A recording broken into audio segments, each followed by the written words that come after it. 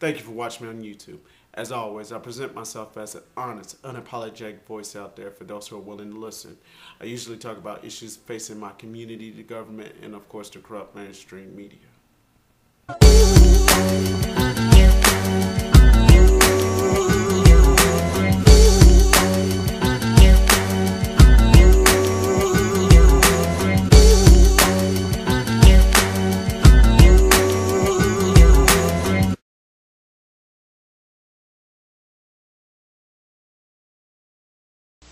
Enough. I don't care what they say about me, but I love this country too much to let them take over another election with lies and phony outrage and swift vote politics. Enough is enough. Get a load of this clown. All right. Well, I debated whether to ask you this question because that sort of feeds into, I guess, a little bit of your thought. I don't want to, hand this one to you. Go for it. But there's a report today, and I'm not sure the relevance. Maybe I'll figure it out later. But everyone's sort of, seizing upon it. That you had a bill at Tiffany's in the range from $250,000 to $500,000, and that became known because Callista, your wife, when she worked in the house in the mid 2000s, she had to report some debts. What's with the bill of between $250,000 and $500,000? To Tiffany's, and has it been paid? Now, later on, I want you to watch this particular segment, Greta. Okay. And notice I talked about jobs. I talked about the price of gasoline. I talked about all sorts of real problems for real Americans. And I brought this one up. In the presidential campaign, we could bring up, and I think it sort of fit in perfectly. And my answer to you is, I'm not commenting on stuff like that. I am perfectly happy to talk about what we need to do for America and what we need to do to help Americans. But I frankly don't want to play the gotcha games in Washington, and I'm just not going to participate. President Obama is the most successful food stamp president in American history. Well, you gave a speech in Georgia with language a lot of people think could be coded racially tinged language, calling the president, the first black president, a food stamp president. Oh, what did you mean, David, and what was the point? That's bizarre. This kind of automatic reference to racism, this is the President of the United States. The President of the United States has to be held accountable.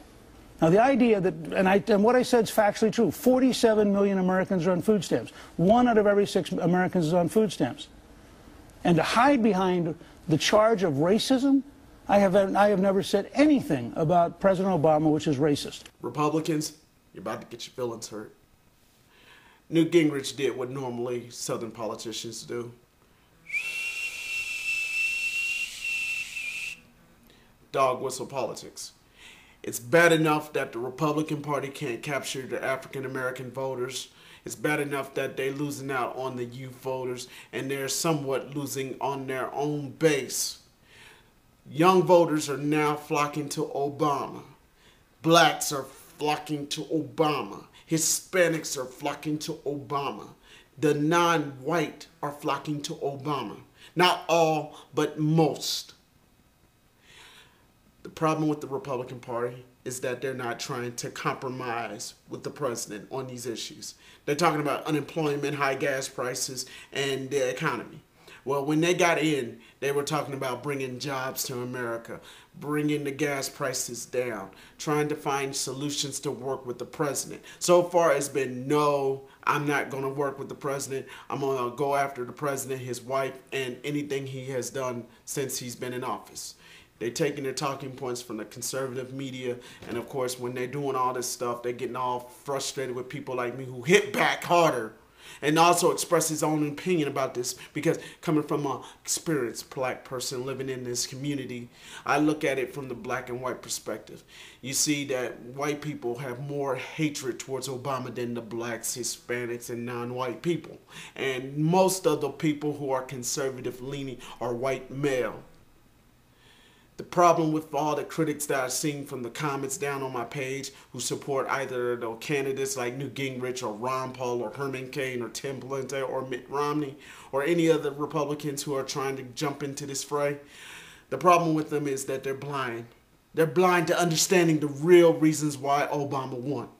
Obama won because of independence. People who have common sense.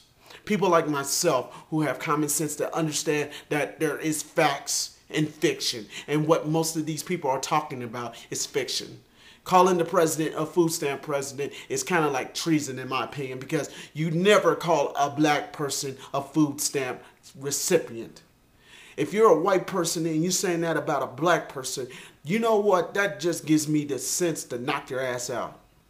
I get it bad enough from all these white supremacists who watch the videos and comment on my page, but it's bad enough that politicians use the dog whistle to inspire them to hate more. There's no purpose in supporting a Republican candidate because these candidates are clowns. All of them.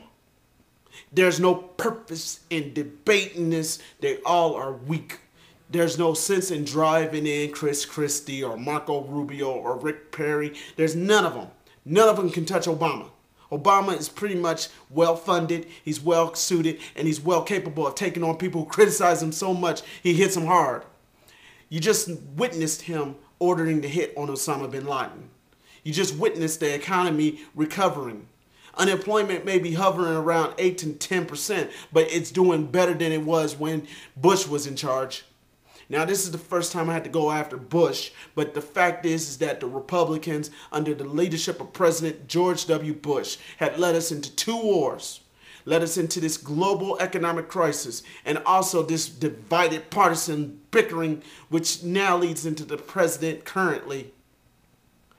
It's bad enough that Vice President Joe Biden doesn't get all the attention because he's not recognizable, but he's doing most of the work behind the scenes to mend the fences between both the Republican and Democratic majorities of the House and Senate. But the purpose of why I am doing these videos, once again, is to give my honest, unapologetic opinion about things. Whether you like it or not, it's going to be there. And to all those critics who complain and whine and never do videos of their own, but also steal videos of mine to make their own criticisms,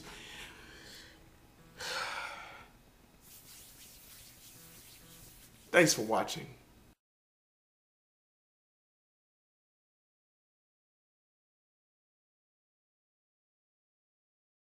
Before I go, I want to say, if you don't agree with the video, go to someone you can agree with. Is that hard for you to understand? I guess not. You're still watching.